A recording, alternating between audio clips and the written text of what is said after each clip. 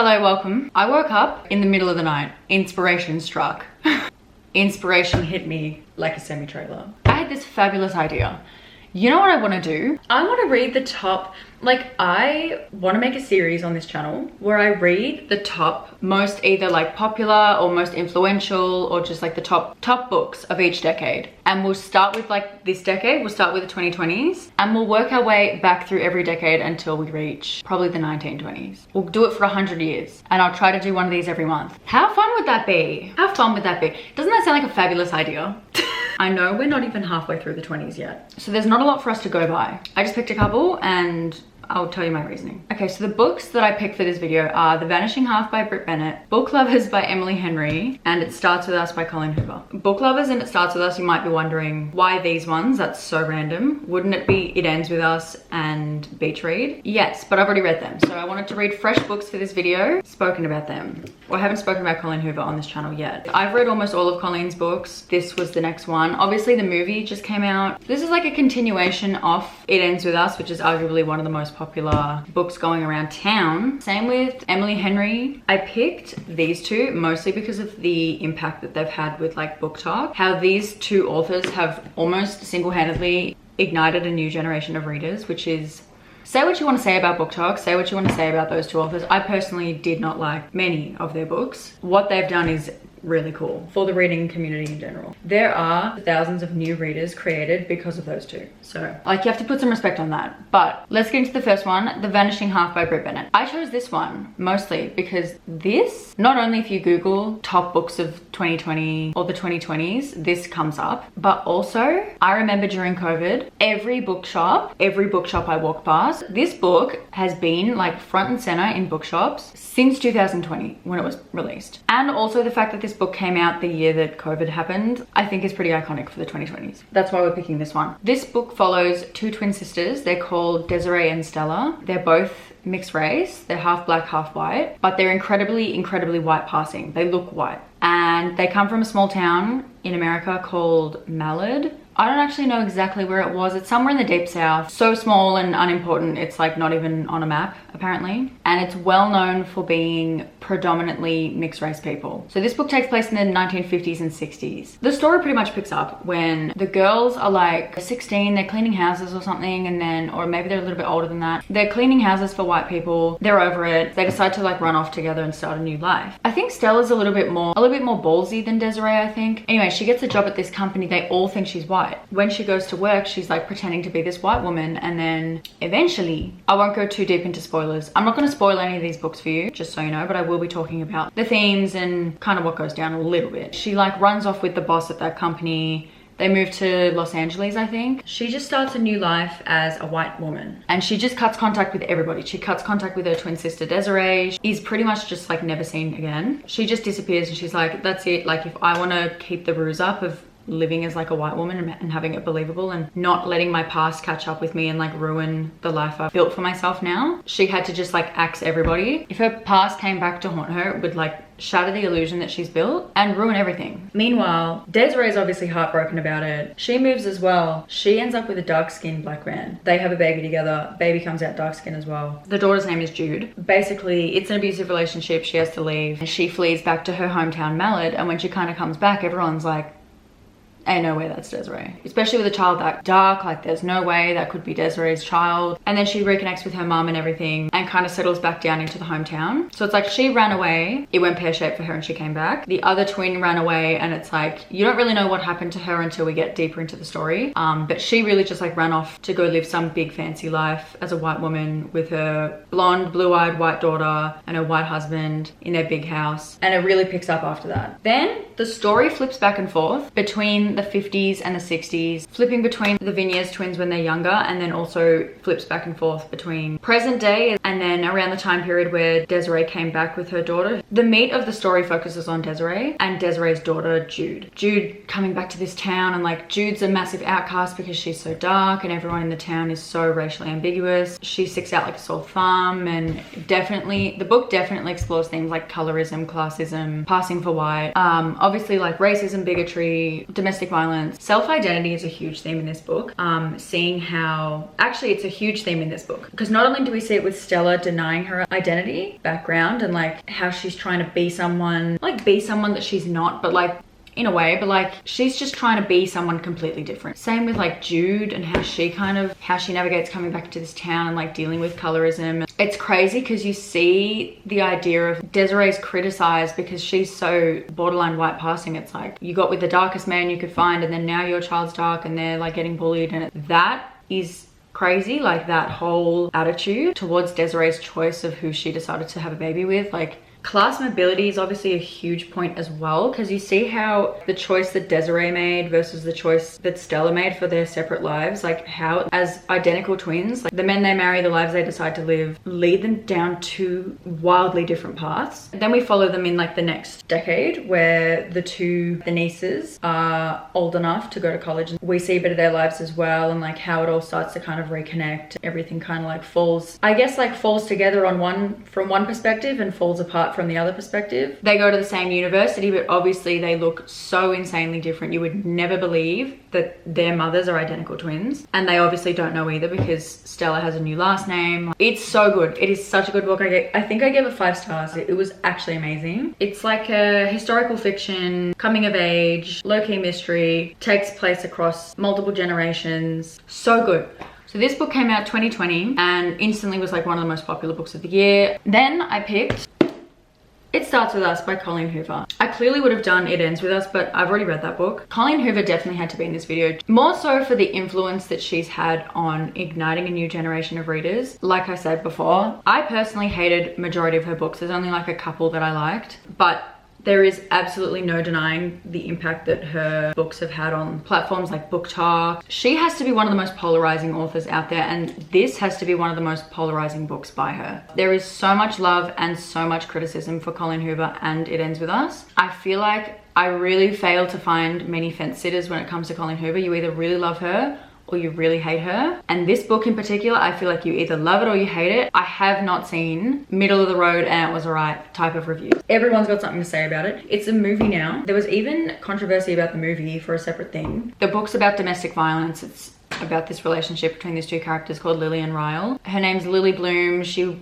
owns a flower shop, and his name's Ryle Kincaid, and he's a doctor, like neurosurgeon, really wealthy. And like basically Lily had this ex-boyfriend when she was a teenager.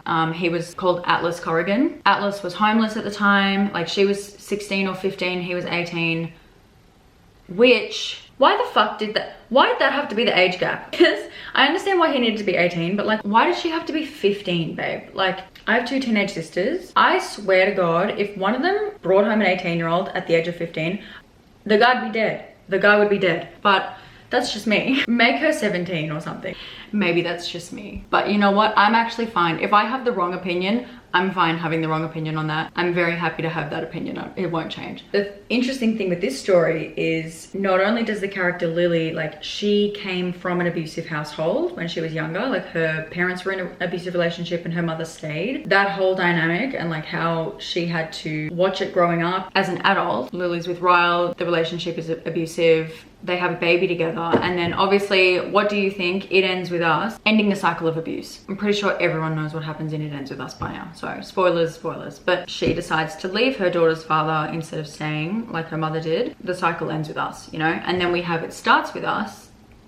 This is not what it sounds like. It Starts With Us is kind of like, has a little bit of a double meaning. This story follows her love story with Atlas. Ryle and Atlas both had terrible pasts, and Atlas decided to become a better man because of it, and Ryle decided to like use it as an excuse. She ends up with Atlas, and this book basically follows their love story together as adults after her relationship with Ryle. There's also, it's a kind of a plot twist, so I don't really want to say anything, but mild spoiler. If you haven't read the book or you're really sensitive to spoilers, like it's not gonna ruin the whole story for you, but like, spoiler warning. Atlas finds out he has a younger brother, like a secret younger brother. They kicked him out when he was young, and then as an adult he finds out that his mum had another baby with her boyfriend. His name's Josh, he's 12 years old. Atlas realizes that Josh is in the same abusive situation that he was. The story kind of goes into him trying to pull him out of that situation and start a new cycle, just the two of them. So like It Starts With Us. They can be the ones to kind of break the chain in their abusive family history, and like the new cycle starts with us. And then also again, it refers to the relationship with Atlas and Lily and Lily's daughter,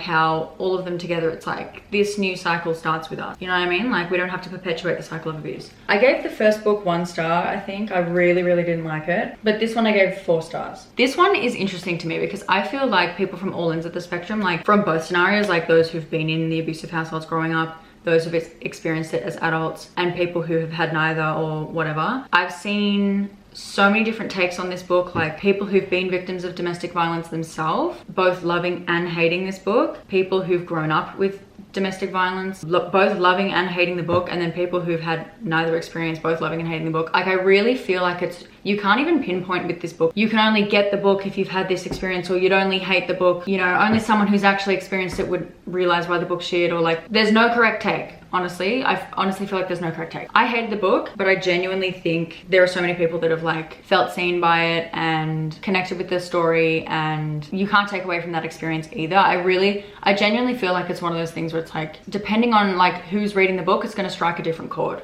for the reader. Book Lovers by Emily Henry. So, Emily Henry is pretty much up here for the same reason as Coho. She has pretty polarizing, we'll put Beach Read here, okay, because this is really the showstopper. I didn't like Beach Read. She has pretty polarizing opinions on her books as well. Definitely not to the level of Colleen Hoover. Colleen Hoover's been controversial for years. I remember like, dude, I remember honestly even like 8-9 years ago when I first started my channel when I was in high school. Colleen Hoover was like a popular author back then, and even then I had people telling me, don't read Colleen Hoover, you'll hate her. And you were all right. But with Emily Henry, I feel like people either love her or like don't really care for her. I feel like it's not like extreme hate like the way that Colleen Hoover gets. I personally dislike the first 2, but I am reading more of her stuff. This one I actually really liked. I'm gonna make a video on them soon. This one not liking as much. I don't know, she's a bit of a mixed bag. She's a bit of a wild card. She's another author who has definitely contributed to this huge resurgence with readers. I really believe like they are really doing together, Colleen and Emily are doing for this generation what John Green did for the previous generation. Reintroducing the love of reading to people after the school system did its absolute best to destroy any chance of creating lifelong readers. So, you know, say what you want to say about these two, but they are a huge reason of why nature is healing in the literary world. And I also think, while we're here, I don't think it matters what people are reading, to be honest with you, that gets them into reading. Like, because really it's just the beginning of their journey. Like people that are all like, oh my God, BookTok is ruining literature. No, it's literally not. I could make a whole ass video about BookTok ruining reading and literature. Like, oh my God, pack it up. Pack it the fuck up, people. Because seriously, like, leave these girls alone. Which is so funny. You'd never think you'd hear that come from me, of all people. Let them have the trash books. Let them. Their tastes are gonna evolve and change as they read more and expand their reading repertoire or whatever. Fuck, like, as much as I hate Ugly Love and Beach Read, if that is gonna create someone who is gonna be like a lifelong reader, a win is a win. That's what happened with me. Like my come up was The Fault in Our Stars. Where is it? Here it is. This was my come up. This was my, oh yo, wait, what year was this published? Should we reread this for the 10s, the 2010s? Oh, we might have to do a reread. So let them read what they want to read. Catch me dead, standing Coho, but hey. Book lovers, let's talk about this, because this is the one we read for the video. So Emily Henry writes like romance novels, clearly. First one, Beach Read, was about these two authors. They meet in this lakeside town, which first of all triggered me so bad because I was like, why the fuck is it called Beach Read? It's not even at a real beach. It's like a lake beach. What even is that? I think because I'm Australian, I live next to like 500 different beaches, a stone's throw away from me at any given time. I can't comprehend lake being the same as beach. Like, sorry, it's just not. I'm spoiled, what can I say? Basically, one of them is like a romance writer, the other one's like a deep, heavy literary fiction writer, and they decide as a challenge they're gonna swap genres. She's gonna write heavy literary stuff and he's gonna write a romance novel. They're gonna go on dates and like do something to help with the research for each other's book.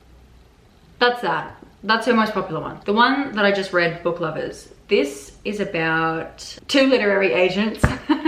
Are we sensing a theme? Or an editor and a literary agent are from New York, but this agent, one of her clients or one of her authors, writes this book that takes place in this really small town, Sunshine Falls, some like little small town. Her and her sister take a trip out there, and she runs into this literary agent who she knows from New York. And like the first time they met, it was like over lunch, she was like asking him basically to pick up her next book, and he was like, I fucking hate the Sunshine Falls book, like it's not for me. He was really grumpy, hated the idea, hated the Sunshine Falls. And then anyway, she runs into him in Sunshine Falls, and she's like, what the fuck are you doing here? What are you doing here? It's in Sunshine Falls. Imagine running into Sunshine Falls' biggest hater in Sunshine Falls, and then finding out that he's from Sunshine Falls. What do you mean? And then the love story ensues. Was it incredible? I mean, it's no Vanishing Half, clearly, but like, way better than her first two books, which is so funny because I did a full-on video hating on the first two, and I was like, I refuse to read Book Lovers because it's probably gonna be misleading and shit. And I'm a clown because it was my favorite one. 4 stars. Someone hand me a fork, because I genuinely feel like my lesson in life is to just constantly eat my words. And now I'm reading Happy Place, and this is shaping up to be a nice little 1 star. She's hating it, but maybe I didn't speak too soon. So these are the 3 books of this decade that I think, at least at this point in time, these books / authors are probably the most prominent, most popular, most influential, whatever, of this decade. Maybe someone else will come and overshadow them. I'm sure they probably will. We still have half a decade to go. Let me know if you've read any of these 3, what you thought of them, and if you have any suggestions for the next reading through the decades video. We're gonna obviously be doing 2010s. Please leave me some suggestions of what we should read. That's pretty much all we have for today. I'll see you soon with another video. Oh, I apologize for that hair that's just been dangling there the whole time. That must have been so annoying.